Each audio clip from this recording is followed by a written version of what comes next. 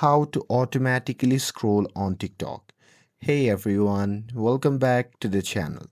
In today's video, I will show you how to automatically scroll on TikTok. So here, if you're tired of swiping every time, well, this trick will help you.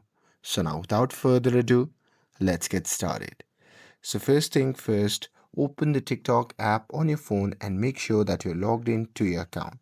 And now here, once you are inside the app, simply long press on any video, and here once you do that, a pop-up menu will appear.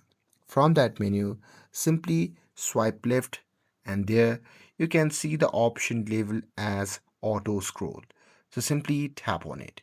And now here, once you have enabled the auto scroll, if you swipe the video, now the auto scroll will start.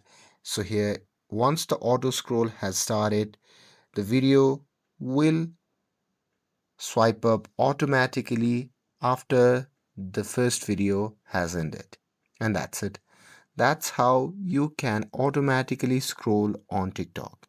With this, if you found this video helpful, then don't forget to like, share, and subscribe to get updated for more videos. Thanks for watching, and I'll see you in the next video.